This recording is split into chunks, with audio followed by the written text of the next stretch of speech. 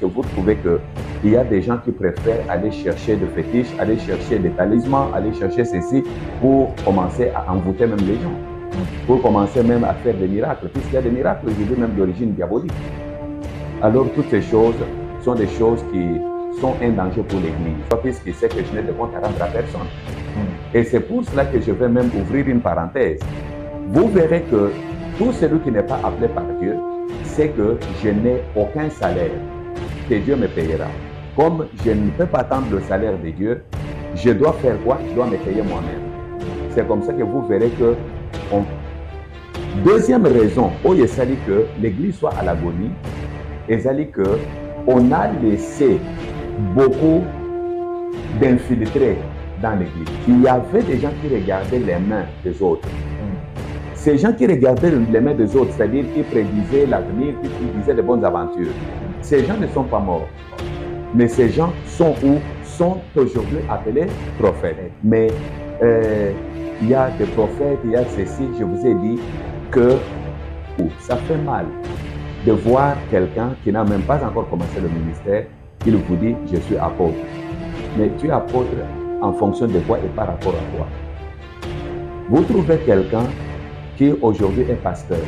Demain, il vous dit « je deviens apôtre ». Il croit que l'apôtre est supérieur au pasteur, l'apôtre est supérieur à ceci. Non, on va commencer à faire même, on me fait rire à Kinshasa, ce qu'on appelle ces maquiona, c'est quoi? C'est-à-dire on doit inventer des prophéties, on doit inventer ceci, et on doit créer même des choses dans l'église, dans ce qu'on est appelé à faire. Non, il faut que celui qui gère l'église, c'est l'homme, mais qu'il soit appelé par Dieu. Puisque je sais qu'après mon départ, il s'introduira des loups ravisseurs qui n'épargneront pas les troupeaux.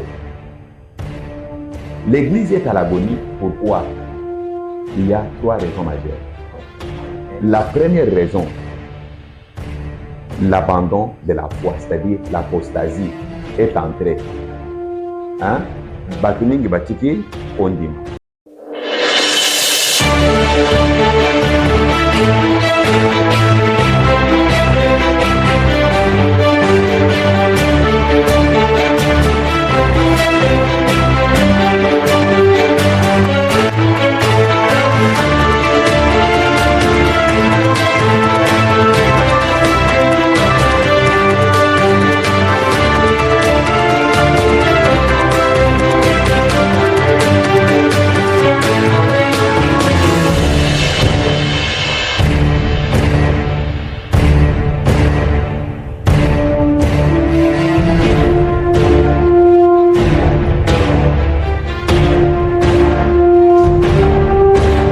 Bonjour chers tous, j'espère que vous êtes nombreux devant vos écrans pour suivre cette émission EFATA Conférence qui est dirigée par un collège de journalistes qui sont déjà sur ce plateau que vous voyez. Nous avons le réel plaisir de recevoir pour vous un serviteur de Dieu, pasteur Gabi Sitenda de l'église MR. Bonjour pasteur. Bonjour bien-aimé, que Dieu vous bénisse. Amen. Nous espérons que vous allez bien. Oui, nous allons bien par la grâce de Dieu et vous-même. Très bien, l'homme de Dieu. L'homme de Dieu, vu que nous sommes en RDC, quelle est votre impression par rapport aux atrocités qui se font dans nos territoires, à l'Est, même à Bandundu, ici avec les Mobondo? Quelle est votre impression? Notre impression est tellement mauvaise, dans ce sens que ce qui se passe dans notre pays, humainement parlant, est inconcevable. Deuxièmement, nous disons que ce qui se passe à l'est de notre pays, si les gens ne comprennent pas, c'est parmi effectivement les signes des temps qui nous montrent ce que l'apôtre Pierre a dit à ses frères. Et l'apôtre Jean en a parlé aussi, mais surtout, ça dénote la méchanceté du cœur de l'homme. Pourquoi je parle de la méchanceté du cœur de l'homme? C'est puisque en voyant ce qui se passe à l'est de notre pays, ça montre que l'homme est foncièrement mauvais. Et quand je parle que l'homme est foncièrement mauvais, c'est puisque je m'imagine un peu, depuis l'indépendance de notre pays, il y a un cycle d'activités ou des crimes qui se commettent, mais qui ne sont jamais dénoncés, qui ne sont jamais condamnés et qui ne sont jamais punis. Et ce qui est plus grave encore, ce qui se passe quand je regarde, par exemple, depuis les années 1996, où ce problème a commencé avec nos frères. Mais ces frères qui ont vécu ensemble dans l'amour, dans la communion, dans la fraternité, mais qui aujourd'hui deviennent ennemis. Je parle de nos frères du Rwanda et de nos frères de l'Ouganda qui sont devenus aujourd'hui sujets de la haine de leurs frères congolais à cause de l'influence de la méchanceté du cœur de l'homme.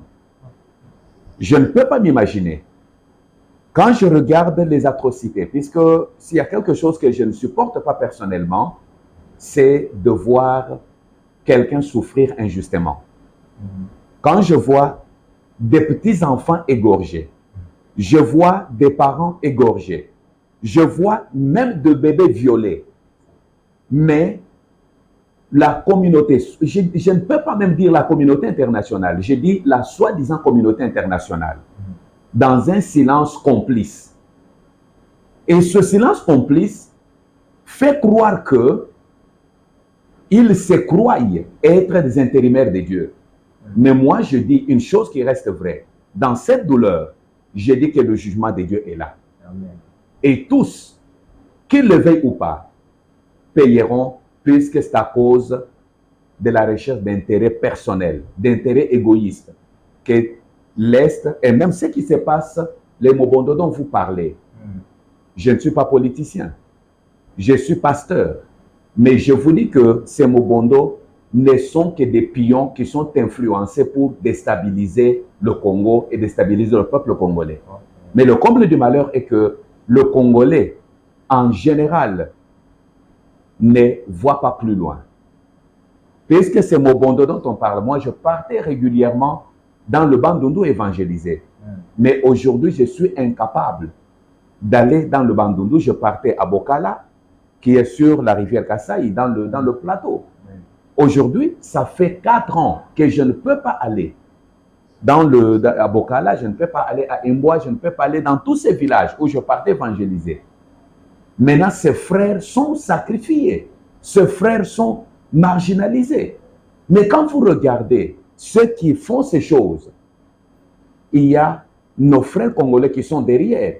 Mais d'une façon générale, moi, je condamne le silence coupable de la communauté internationale.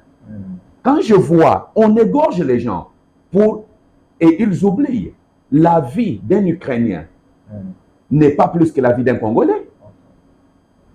Et pour qu'ils comprennent tous, le sang est toujours rouge, que ce soit le sang de l'Ukrainien, que ce soit le sang du Congolais, est rouge pour montrer que tous nous sortons d'un même sang.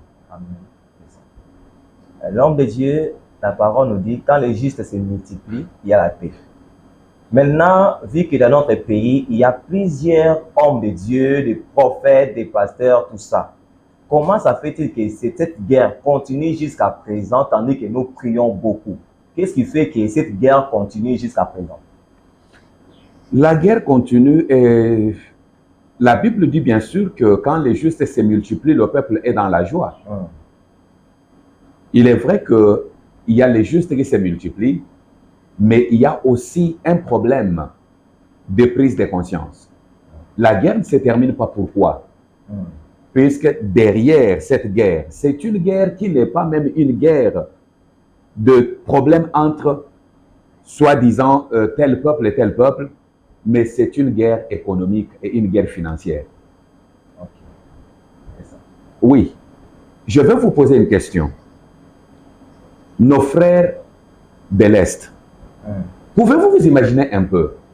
Il y a la guerre à l'Est, mais c'est à l'Est où on construit plus que dans les territoires où il y a la paix, qui ne sont pas à l'Est. Ok? Il y a la guerre à l'Est, mais c'est à l'Est où il y a la guerre, où vous voyez des immeubles, vous voyez des constructions terribles. Mais posez-vous un peu la question. La guerre est-elle une guerre civile, une guerre d'armement ou c'est une guerre économique? Moi, je dis que c'est une guerre économique et financière. Pourquoi? Puisque il y a la guerre qui se passe, mais il y a des gens qui s'enrichissent. La guerre qui s'est faite, posons-nous la question. Je ne peux pas dire posez-vous. Nous devons nous poser tous la question en tant que Congolais et en tant que chrétiens. Les justes se multiplient. Mais il y a des troubles. Ces troubles, il y a derrière une main noire. OK? Je ne suis pas politique, je suis pasteur, mais le pasteur vit dans la société. Le pasteur vit avec la population. Je vous pose une question. Aujourd'hui, nos frères de l'autre côté sont premiers exportateurs de telle matière, de telle matière, de telle matière. Mais ils n'en ont pas dans leur pays. Ça vient d'où? Et pour que ça sorte, les soi-disant, les justes craignent Dieu, mais il y a derrière ces gens, ceux qui ne sont pas juste les impies, qui se sont introduits dans la maison de Dieu. Et ces impies, c'est qu'il est vrai et que le jugement de Dieu est là. Merci l'homme de Dieu pour ces réponses. Maintenant, nous voulons savoir comment bien gérer l'Église dans ce milieu où il y a des atrocités ou encore des guerres. Pour bien gérer l'Église de Dieu, ça c'est très important. Il faut d'abord chercher à comprendre quel est le rôle de l'Église dans une société. Ça, c'est un élément très important. Quand on comprend quel est le rôle de l'Église, on peut maintenant bien expliquer comment gérer l'Église. Mais quand on ne comprend pas d'abord ce que c'est que l'Église, quel est le rôle de l'Église, nous ne pouvons pas expliquer comment bien gérer l'Église. D'abord, le rôle de l'Église dans une société où il y a des atrocités, c'est d'annoncer la bonne nouvelle du royaume de Dieu. Dieu est un Dieu de paix. Si, dans une situation comme celle-ci, que ce soit nos frères du Rwanda, que ce soit nos frères du Congo, peuvent comprendre que le rôle de l'Église est de pouvoir transformer le cœur de l'homme. Quand le cœur de l'homme est transformé, il n'y aura pas de guerre. Puisque la guerre ressort généralement de frustration. OK? La guerre vient de frustration du cœur de l'homme. Or, quand l'Église annonce le message de la restauration du cœur de l'homme, le cœur de l'homme apprendra à vivre dans le contentement. Le cœur de l'homme apprendra à accepter le prochain. Puisque le Seigneur Jésus-Christ lui-même dit, tu aimeras ton prochain comme toi-même. C'est ça même le résumé de la Bible. La Bible est résumée dans un seul verset biblique qui se trouve dans Matthieu chapitre 7, le verset 12, où le Seigneur dit, ce que vous voulez que les gens fassent pour vous, faites-le de même pour eux. Si moi je veux que les gens soient en paix, je dois aussi donner la paix à ces gens-là. Les guerres sont produits de frustration. Or, le rôle de l'Église dans le monde, le rôle de l'Église dans la société est d'instruire le peuple de Dieu, d'instruire les membres de la société ou de la communauté à être transformés, c'est-à-dire avoir un cœur renouvelé, un cœur né de nouveau. Quand le cœur de l'homme est né de nouveau, vous verrez que l'homme comprendra que le résumé de toute la Bible, ce n'est pas d'aller tous les jours à l'église, ce n'est pas de jeûner ou de faire de l'ascétisme, c'est-à-dire faire souffrir le corps pour que Dieu puisse agir, mais de comprendre que toute la Bible est résumée en un seul verset biblique, qui est celui de Matthieu chapitre 7, le verset 12, qui dit ceci, « C'est que vous voulez que les hommes fassent pour vous, faites-les de même pour eux, car c'est ça la loi et les prophètes. » Si nous comprenons cela, nous avons compris toute la Bible et en ce moment-là, nous serons agréables à Dieu. Merci beaucoup, Pasteur Gabi. Nous allons pour la émission concernant l'organisation et gérance de l'église. Est-ce que Ezali permis na ba église de ceux qui va soumis le pango, bon le pango wana eza na kombo ya pasteur, tout pour ko na kombo ya église. C'est tout le monde na ba église de. Oui, bien aimé, Nakolo Baboye. D'abord, nous devons comprendre que l'Église n'est pas l'Église d'un homme. L'Église, c'est l'Église du Seigneur. Si c'est l'Église du Seigneur, puisque le Seigneur Jésus-Christ dit dans Matthieu chapitre 16, à partir du verset 13 jusqu'au verset 19, le Seigneur dit, je bâtirai mon Église. L'Église, ce n'est pas l'Église du pasteur. L'Église, ce n'est pas une association. C'est vrai que l'État peut dire que ce sont des associations sans but lucratif, mais l'Église n'est pas une association. L'Église, c'est plutôt une communauté. Oyo ayen ayaye, oyo ayen ayaye, oyo ayen ayaye, on met ensemble. On met les biens en commun. Quand on les met en commun, quelle est la préoccupation de l'Église? C'est l'avancement du royaume de Dieu.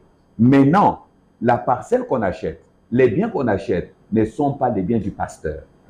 Ce sont les biens de l'Église, c'est-à-dire le bien de la communauté pour faire avancer le royaume de Dieu.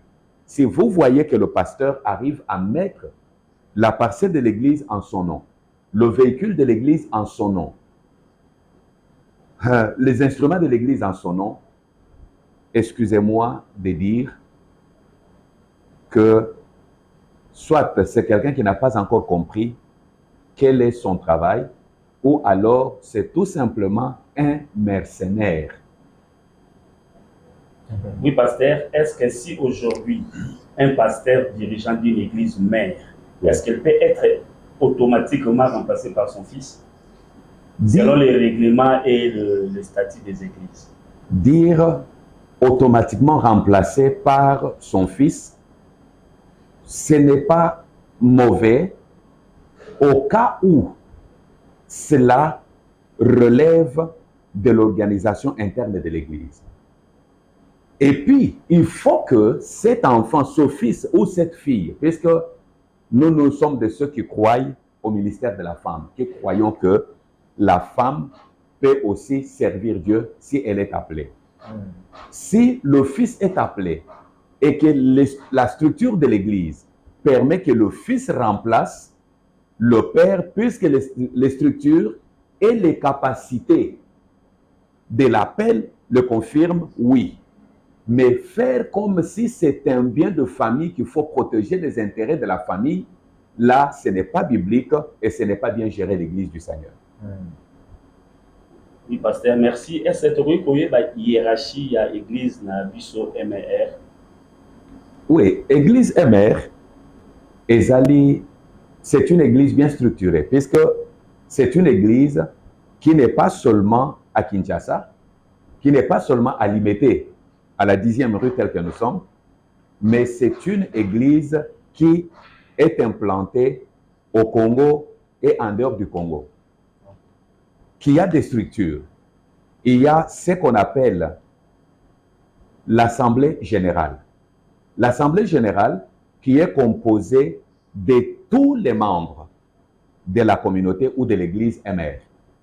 C'est l'Assemblée générale qui a le dernier mot et qui a l'autorité sur tous les membres de l'église, y compris même moi qui parle, qui suis le représentant légal. L'Assemblée générale a l'autorité sur ma personne et c'est l'Assemblée générale qui a le droit sur ma personne. Il y a en plus de ça, il y a ce qu'on appelle l'Assemblée locale.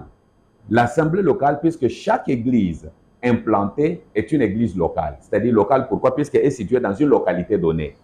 Et chaque église locale a ce qu'on appelle l'Assemblée locale. C'est-à-dire qui doit se réunir pour la vie de l'église locale. Maintenant, chaque église locale a une structure.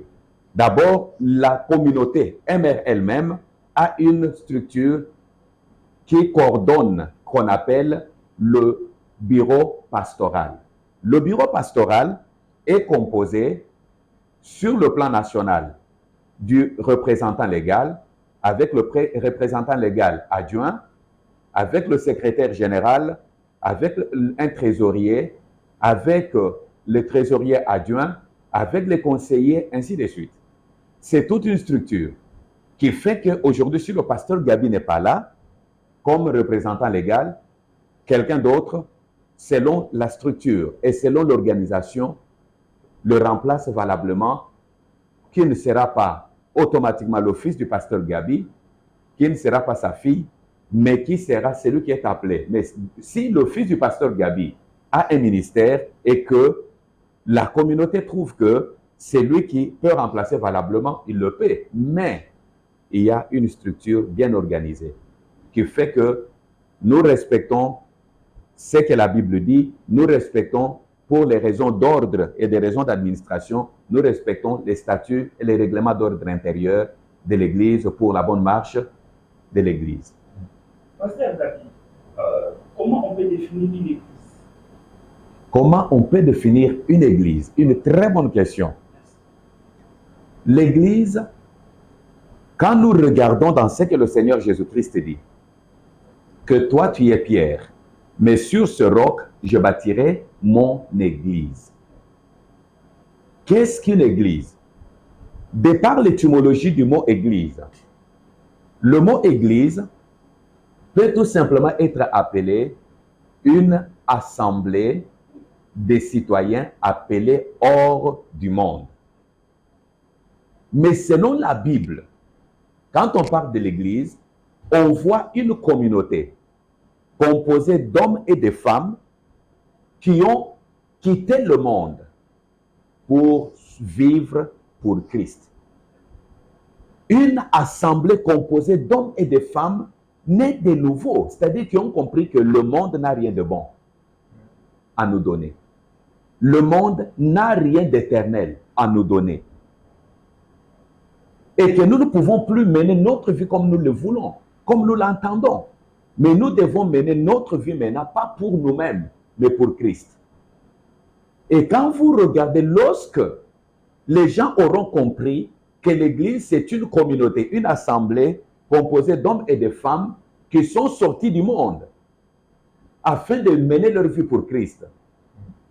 En ce moment-là, nous aurons dans l'Église des hommes et des femmes qui, même s'ils sont au gouvernement, ne seront pas des voleurs. Mais alors, Pasteur Gabi, comment est-ce que vous trouvez la vie de l'Église aujourd'hui au Congo? La vie de l'Église aujourd'hui au Congo, pour être sincère, Voilà. et c'est comme ça que je dis ces derniers temps, j'ai de la douleur et j'ai de la peine au cœur en parlant de l'Église, puisque l'Église au Congo est à l'agonie. Expliquez-vous. L'Église est à l'agonie, c'est-à-dire l'Église est sur le point de mourir. Oui, puisque il y a de ces choses que vous regardez qui se font et qui se passent dans l'Église aujourd'hui, qui ne pouvaient se passer que dans le monde, pas dans l'Église. Vous regardez, vous entendez les choses qui se disent, les choses qui se vivent dans l'Église, vous vous posez des questions, est-ce que nous comprenons réellement ce que c'est que l'Église du Seigneur? Nous avons dit que l'Église, c'est une communauté composée d'hommes et de femmes nés de nouveau. D'hommes et de femmes dont la vie d'autrefois et la vie de maintenant sont différentes. Mais au contraire, aujourd'hui, c'est tout à fait le contraire. Vous trouvez que l'Église est composée aujourd'hui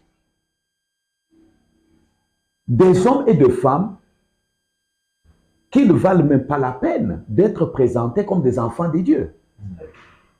Puisque quand vous trouvez aujourd'hui, par exemple, dans l'Église, on vous parle d'empoisonnement. Dans l'Église. Je dis bien, dans l'Église. Vous trouvez dans l'Église aujourd'hui l'escroquerie. Dans l'Église, je le dis à notre honte. Vous trouvez, je le dis à notre honte, je le dis bien, et je pèse mes mots, je dis que l'Église est à l'agonie. Il faut réanimer l'Église aujourd'hui. Vous trouvez dans l'Église du Seigneur tel et tel qui ne se parlent pas. Tel pasteur avec tel pasteur qui ne s'entendent pas, qui ne se considèrent pas. C'est comme si on faisait le travail, c'est-à-dire nous sommes dans une armée où les soldats doivent s'entretirer eux-mêmes. Ils sont sur la ligne de front. Ils doivent se tirer dessus, ce qui n'est pas normal. L'Église a perdu sa valeur. L'Église a perdu son sens. Comme la question qui m'a été posée de savoir si on peut acheter, l'Église achète une parcelle et on prend la parcelle de l'Église, on met au nom du pasteur. Non. Et c'est ça ce que nous vivons. Je dis bien, et je pèse mes mots que je le dis à notre honte. Mais le comble du malheur est que, et ceux qui sont dans le bon, et ceux qui sont dans des aventures, tous sont dans le même sac. Pasteur Gabi, ni les la base, il y a l'église. Est-ce qu'il y a prédication ou il y a enseignement? En fait, enseignement, n'est ezali moteur il y avait à l'église. Puisque ce qu'on a Matthieu chapitre 28, verset 19 au verset 20.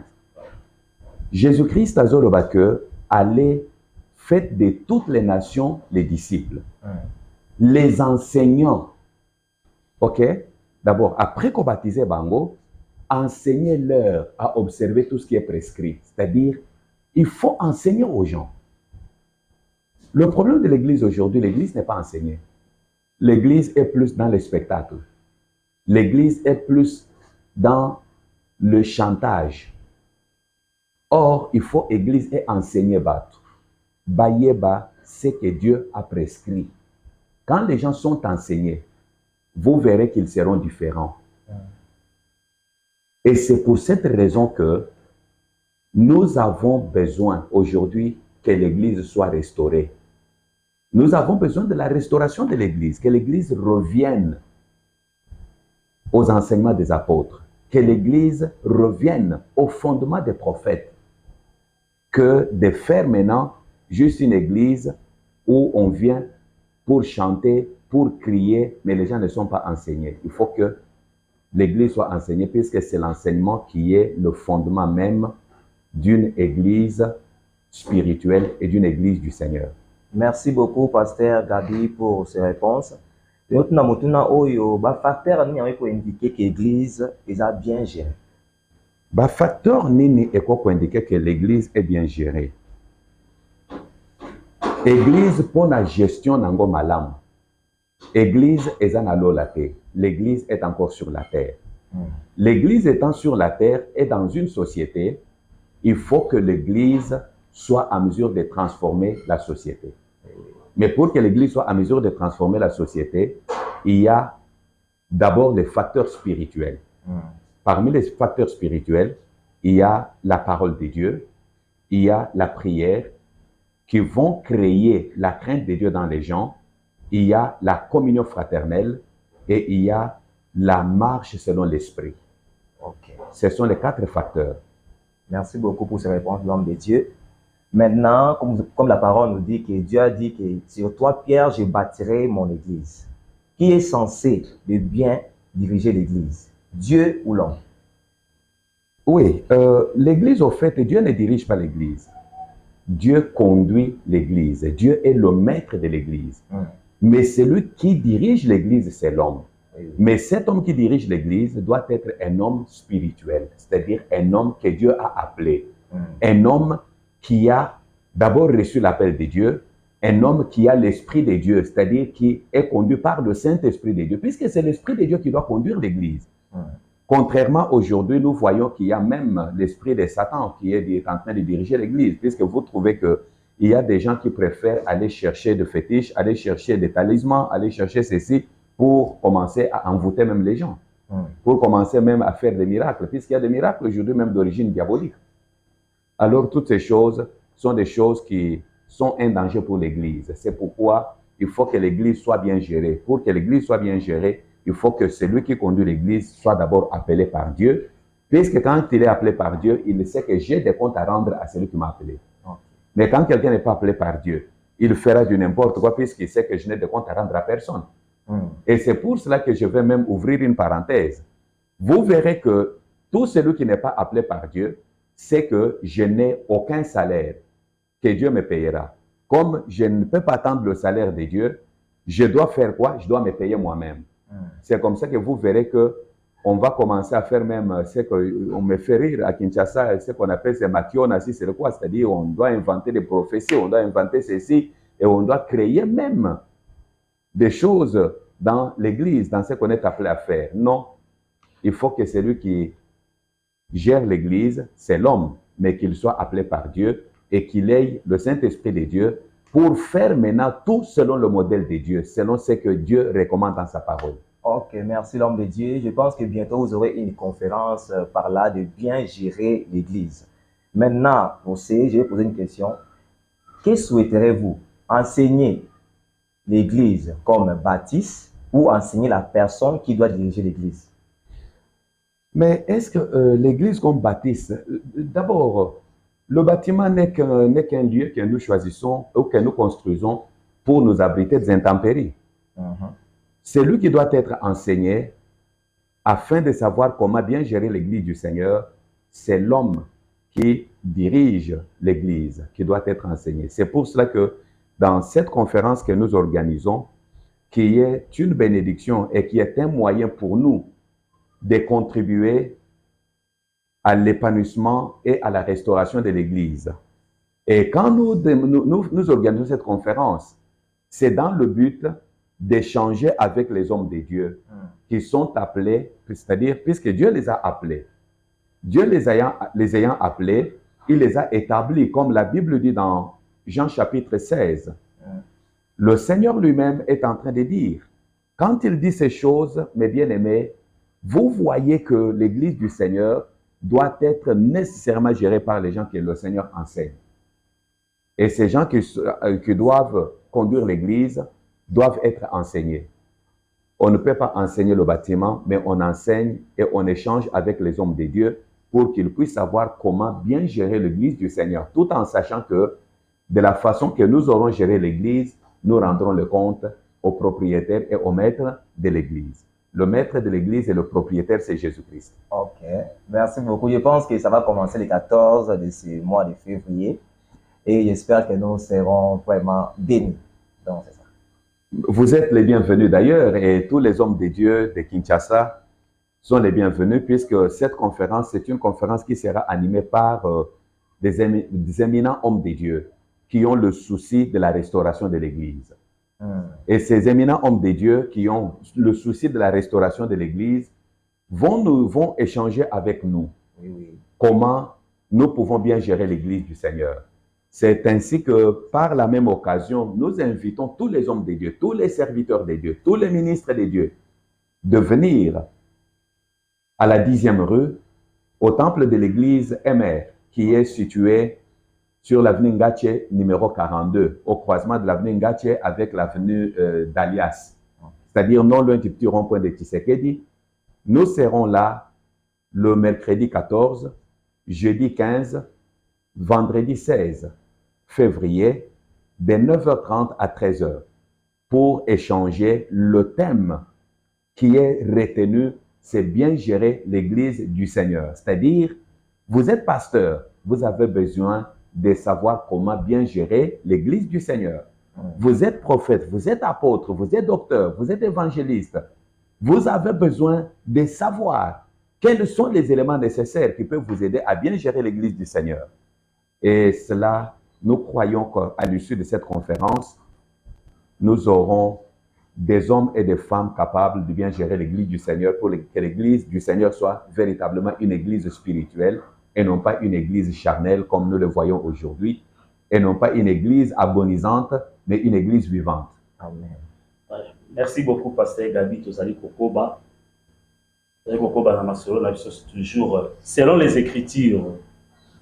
Selon les Écritures, l'Église doit être gérée par les anciens. Mais aujourd'hui, comment nos églises sont gérées par les pasteurs ou les apôtres? Ok. Par les anciens, mais le pasteur c'est un ancien. Comment? Un ancien, c'est un surveillant. Hein? Mais dans l'église, monsieur, tout le monde a selon l'organisation, il y a un pasteur, il y a les anciens, et puis il y a aussi les diacres. Oui. Wana ezali dans le cadre tout à fait structurel ou dans le cadre organisationnel. Mais ce qui bato ba comprendre kate, eza lokola lelo nazoyoka bato bazowelela batitre. Non, l'église n'est pas un lieu pour la titromanie, hein, ou bato bazoya pona kowelela batitre. Au fait, l'église, qui est pasteur? Le pasteur, c'est tout simplement un des anciens qui a reçu mandat de pouvoir encadrer les autres comme berger.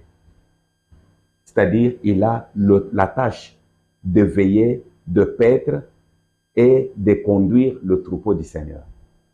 Puisque le pasteur, c'est un berger, mais a priori, c'est un ancien. Un ancien, c'est un surveillant, c'est quelqu'un qui veille comment ces brebis se conduisent, comment ces brebis se comportent, qu'est-ce que ces brebis ont besoin, qu'est-ce que je peux faire pour répondre aux besoins de ces brebis. C'est ça le travail d'un pasteur. Et il y a le pasteur, c'est un ministre.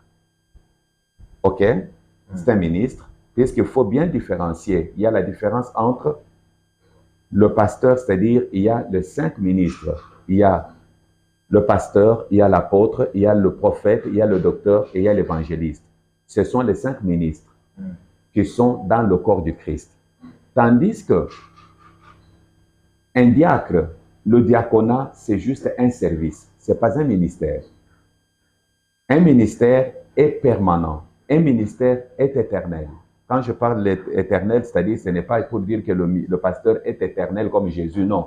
C'est-à-dire, quand vous êtes pasteur, quand vous êtes évangéliste, quand vous êtes prophète, quand vous êtes docteur, c'est-à-dire vous avez ce ministère jusqu'à la fin de votre vie. Et partout où vous irez, vous l'êtes toujours. Tandis qu'un ancien, au sens des surveillants simples, c'est juste au niveau local. Quand il est, par exemple, dans la communauté MR, il est considéré ancien. Mais quand tu quittes MR pour aller, par exemple, dans une autre église, il n'a pas le même titre d'ancien. Tandis que le pasteur peut être ici à MR, peut aller dans une autre église, peut aller partout ailleurs. Il va exercer en tant que pasteur, en tant que berger. Or, le diaconat, c'est juste un service. Je peux donner un exemple simple. Nous voyons qu'au sein de notre église, nous avons les gens qui ont fui le plateau de Batéké, qui ont fui les Mobondo, qui sont venus du plateau de Batéké, qui sont arrivés à Kinshasa. Et comme ils sont avec nous ici à Mombele, l'église organise maintenant un service de diaconat, c'est-à-dire qui va s'occuper des cas sociaux, les cas des déplacés. Et il va récolter l'argent, il va récolter les biens que l'église lui remet pour aller assister nos bien-aimés. Et quand il y a la paix maintenant dans le plateau et que tous ses frères et toutes ses soeurs, toutes ses familles sont rentrées dans le plateau, on n'a plus besoin de lui, on n'a plus besoin de ses services. OK? Puisque c'est un service temporaire. Quand ces gens rentrent dans le plateau, comme ce n'est pas un titre, nous ne les garderons pas pour dire que non, il reste diacre, mais il va s'occuper de quoi? Puisque le service pour lequel on avait besoin de lui n'est plus. OK? C'est un peu ça. C'est-à-dire, le pasteur, c'est un ancien, tout simplement. Malgré que les gens croient qu'il est supérieur aux autres. Merci beaucoup, pasteur. Otenga qui est le mot très important concernant le titre et le pasteur. Nous avons le pasteur et le échelon. À l'église, pasteur. Au monde à l'obit, au monde, il y a comme révérend pasteur, archibishop ou archevêque. Vous allez expliquer, puisque c'est ma commis et l'obit bongo. Au fait, si quelqu'un veut monter des grades, moi je retiens ce que l'apôtre Paul dit à Timothée. Il dit à Timothée que l'ancien qui dirige bien mérite un double honneur. Le temps que nous sommes, ce n'est pas le temps comme nous voyons aujourd'hui. Il y a beaucoup, ça fait mal de voir quelqu'un qui n'a même pas encore commencé le ministère, il vous dit « je suis apôtre ». Mais tu es apôtre en fonction de quoi et par rapport à quoi. Vous trouvez quelqu'un qui aujourd'hui est pasteur. Demain, il vous dit, je deviens apôtre. Il croit que l'apôtre est supérieur au pasteur, l'apôtre est supérieur à ceci. Non.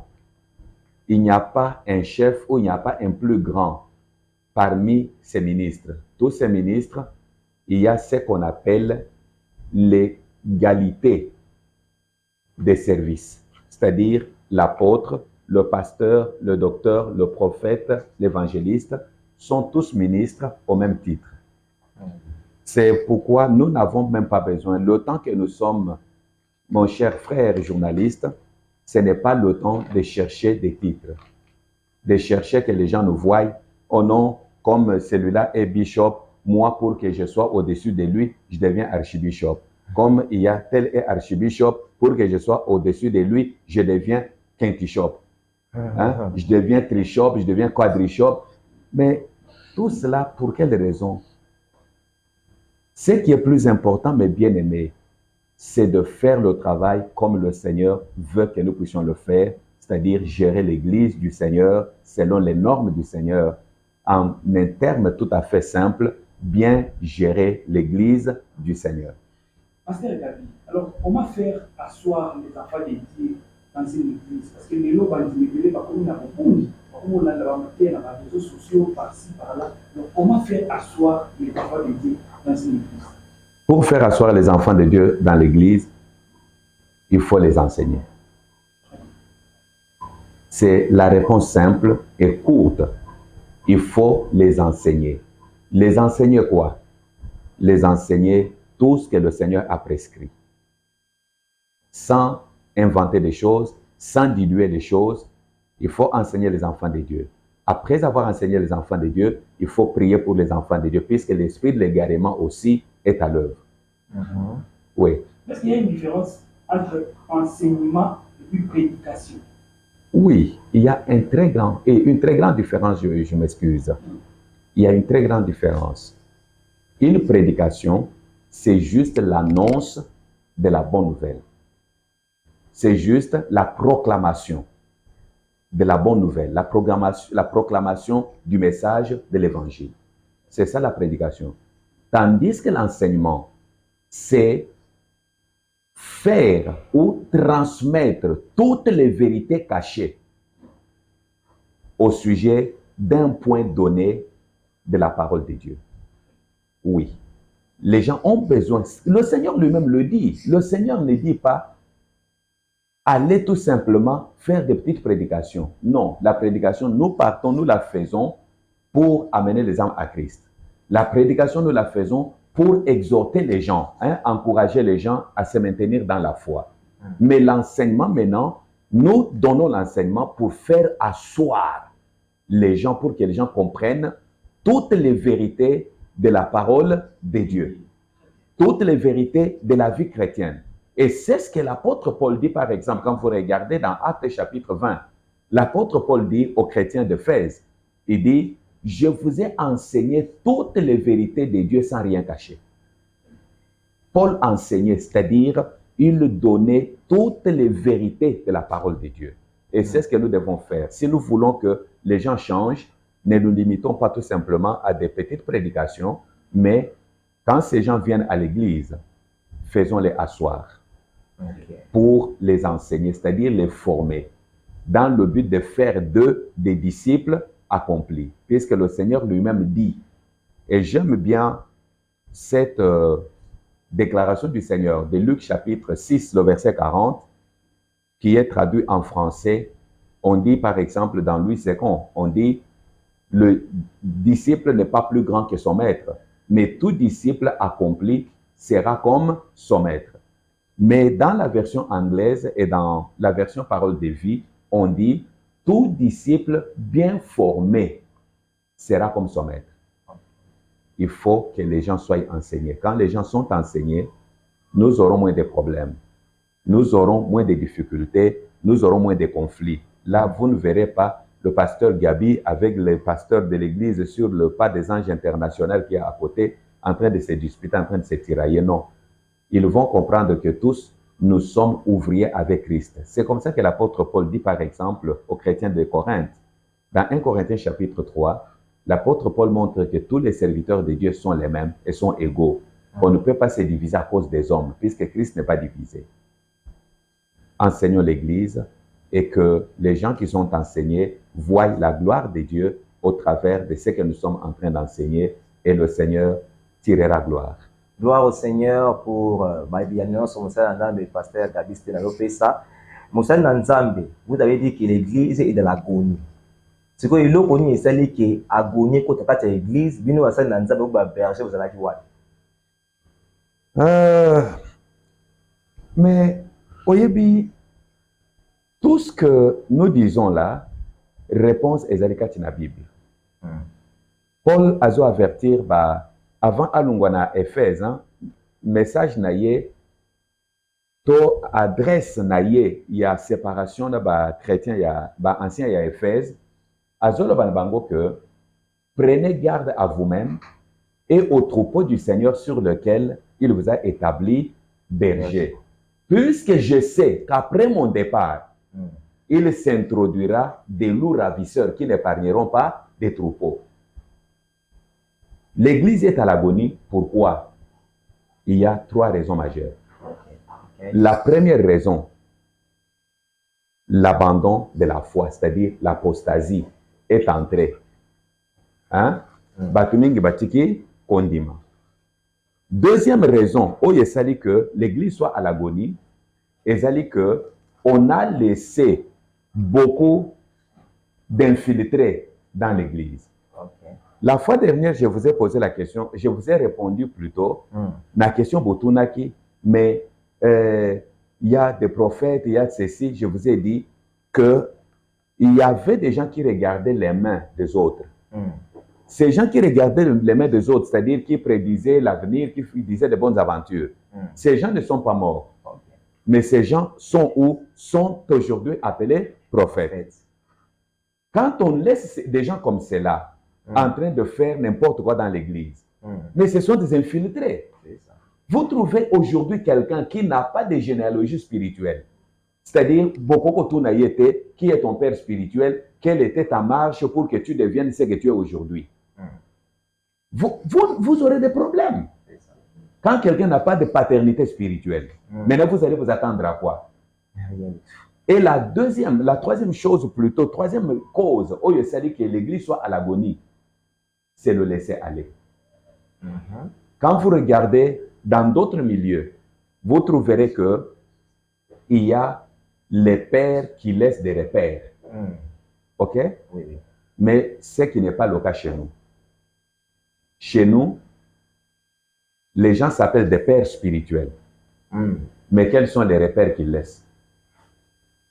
Qui font que les générations qui viennent peuvent regarder que les pères avaient travaillé, avaient défini ça, avaient défini ça. Il n'y en a pas. Cette légèreté fait maintenant que tout le monde fait ce qu'il veut. Et il fait ce qu'il veut au nom de, je crois, de la démocratie au poids qu'on amène même dans l'église. C'est-à-dire, Moutako Sala Oyalingi, Akoko Lobandenga Lingi. Mais dans d'autres pays et partout ailleurs, il y a ce qu'on appelle le suivi des hommes de Dieu. Si on trouve que ce que tu es en train d'enseigner n'est pas conforme à la Bible, on n'attend pas que l'État vienne te dire de ne pas le faire. Mais c'est d'abord l'Église elle-même. Mais ce qui n'est pas le cas chez nous. C'est ce qui a fait maintenant que se laisser aller là a fait qu'aujourd'hui, il y a l'occultisme dans l'Église. Aujourd'hui, il y a tout le désordre dans l'Église. Et l'Église est devenue maintenant, on appelle ça un business. Les gens vous disent, Eza bor nangai, Eza faire nangai. Alors, mais qu'est-ce que vous voulez? C'est ce qui fait maintenant que l'Église soit à l'agonie. Mais malgré tout cela, nous devons savoir que Dieu jugera tous ceux qui sont en train de porter son nom. Gloire à Dieu pour la bienvenue. Concernant maintenant la conférence qui aura lieu le 14 février, 15-16, maintenant, l'enseignement qui sera enseigné au peuple de Dieu ou encore à l'Église, ça sera basé sur quel aspect? Ça sera seulement sur l'aspect financier, spirituel ou social? Mais quand on parle de bien gérer l'Église, D'abord, l'évangile a une dimension non seulement spirituelle. Le temps que nous sommes, nous devons savoir que l'évangile doit être prêché dans toutes ses dimensions. Dans toutes ces dimensions, qu'est-ce que je sous-entends par toutes les dimensions de l'évangile? L'évangile doit toucher le domaine social, le domaine spirituel, le domaine physique, même le domaine moral, c'est-à-dire tous les domaines. C'est-à-dire, nous avons l'évangile qui doit être prêché correctement, convenablement, pour aider, puisque nous ne pouvons pas parler de bien gérer l'Église si l'Église n'est pas à mesure d'assainir même son milieu. On ne peut pas parler de l'Église, de bien gérer l'Église, si l'Église n'est pas à mesure de pouvoir soutenir ses membres à devenir des hommes ou des citoyens responsables, à devenir productifs. C'est compliqué. Merci beaucoup, pasteur. Na matali milulo ozali kobongisa ekozala les 14 ti les 16. Toni toye ba yo moko orateur. Banani oyo bengisi pona kolesa bana nzambe liloba ya nzambe za malamu. Oui, eza na ba orateurs principaux. Ezali ngai moko, ezali na apôtre Ernesto Daniel Brecher, qui est un homme de Dieu, craignant Dieu, un homme de Dieu bien. D'ailleurs, c'est lui qui a écrit ce livre. Hein? Ce livre, Bien gérer l'Église du Seigneur, c'est cet homme de Dieu, apôtre Ernesto Daniel Brecher, c'est-à-dire c'est un Italien des églises évangéliques de la réconciliation d'Italie, qui est d'ailleurs le secrétaire général de notre association, c'est-à-dire la Communion apostolique internationale, hein, qu'on appelle en anglais AFI, hein, AFI en français, hein, Apostolic Fellowship International. Hein. Maintenant, en dehors d'Iaïe, il y a encore un autre éminent homme de Dieu, c'est le pasteur Jean Médard Beya. Beaucoup dans le milieu évangélique, Bayebi est très bien. C'est un Congolais, c'est notre frère congolais, mais qui est un formateur, qui est un mentor, un coach, Azali directeur, il y a MET. Hein? MET, c'est une mission qui est installée en Afrique du Sud. Et ça pour enseigner sur la transformation des hommes de Dieu. La transformation, l'évangélisation et la mission. Et cet homme de Dieu sera parmi les orateurs. C'est vraiment un orateur formidable qui parle bien du rôle de l'Église dans le monde. Très bien, merci beaucoup, Pasteur Gabi. Alors, du 14-16 février, conférence des amis, oui. Bien gérer l'Église du Seigneur. L'Église du Seigneur. Oui. Alors, pourquoi Batou, il faut qu'il y a les 14 et les 16 dans la conférence pour idéal les amis? Idéal, ezali tozoluka, Église, elungwana agoni ezana yango, ezala restauré. C'est-à-dire, Église ezonga na lolenge kolo na yango alingi ezala. Nde objectif na biso, posa na biso, ezali que tokutana na basali na nzambe nyonso, tokoka ko échanger, tokoka ko yoka mateya maloba na nzambe, oyo koko sunga biso, que valeur ya église, puisque lelo église eza na valeur lisusu te. Soki bazolo balikambo basali na nzambe, on voit les escrocs, on voit des farceurs, on voit lolenge nyonso bato. Mais toza na posa pe souci na biso, ezali que tokuta na biso basali na nzambe. Pona kosolola koyoka nini toko kosala po église ezonga na valeur na yango, puisque ngai nazoyeba. Dans le temps, ezalaki soki bazomona pasteur à l'article pastoral, on voit un ange, on voit un homme solution. Mais ce qui n'est pas le cas aujourd'hui. Soki bamoni l'article pastoral, babande koloba, regardez-moi ces escrocs-là, regardez-moi ces farceurs-là.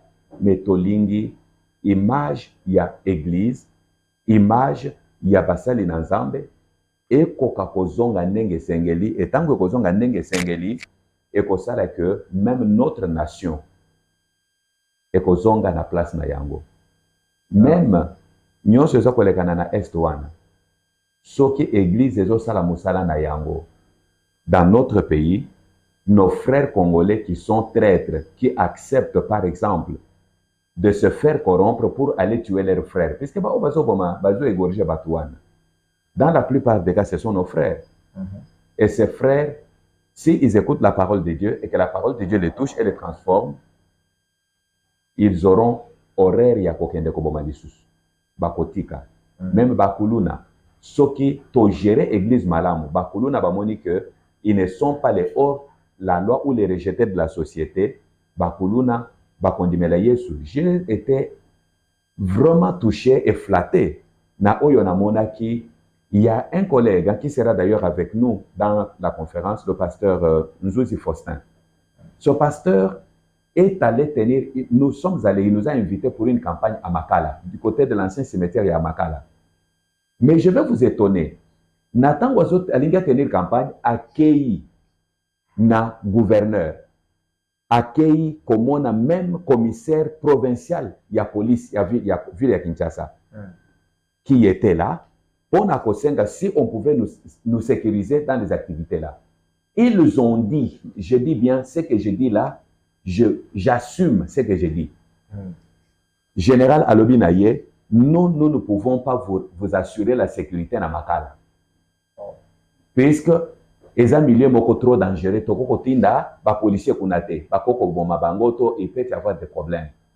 Mais si vous acceptez d'aller là-bas, vous n'avez mes responsabilités. Le pasteur a dit, comme c'est Dieu qui nous envoie, nous irons là-bas. Et le pasteur, aujourd'hui je vous parle, il y a plus de 63 Koulouna qui se sont convertis. Alléluia.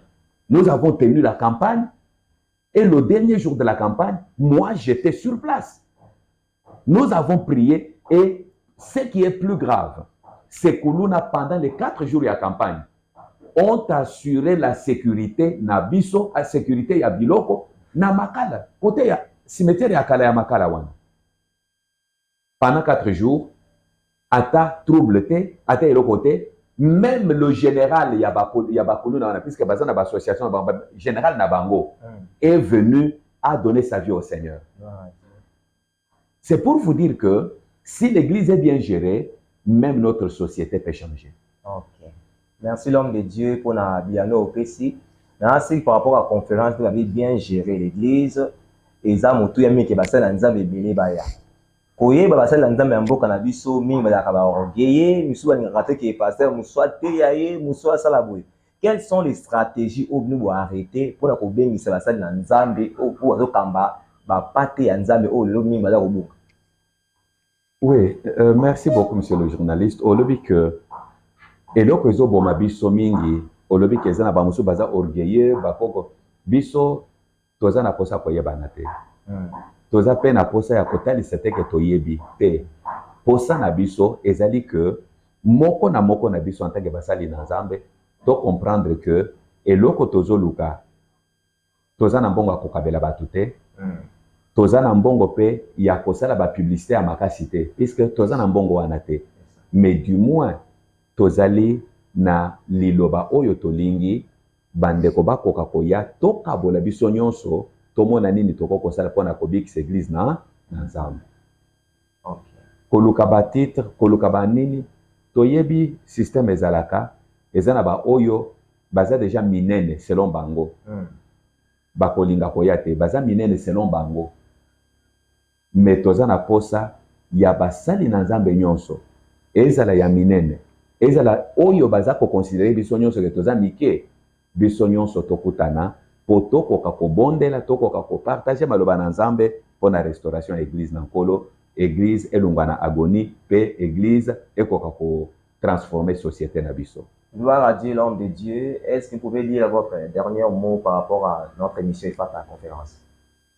Merci beaucoup. Le dernier mot est tout simplement de dire que Dieu vous bénisse d'abord. Amen. Que Dieu bénisse le peuple congolais, que Dieu bénisse tous les hommes de Dieu du Congo.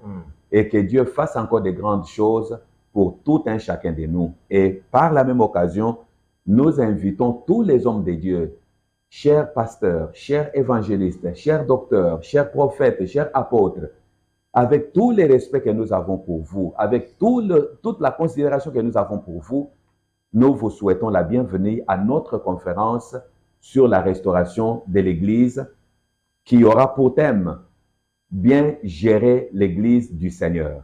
Cette conférence aura lieu du mercredi 14 au vendredi 16 février 2024 au temple de l'église MR, qui est situé à la 10e rue Limité, avenue Ngache numéro 42. C'est-à-dire c'est au croisement de l'avenue Ngache avec l'avenue d'Alias, c'est-à-dire non loin de l'hôtel Camoul Inter. Ok. Vous êtes le bienvenu et que Dieu vous bénisse et que Dieu vous fasse du bien au nom de Jésus-Christ. Gloire à Dieu, nous voici à la fin de notre émission Ifata Conférence. Nous voulons remercier Bino Solandi Biso Natango Oyo. Celui qui zambala ya suka tebo na biso na semaine prochaine beaucoup moins de choses dans l'émission Oyo. Il y a Ifata Conférence. Laisse que le Seigneur vous bénisse là où vous êtes et nous vous disons bye.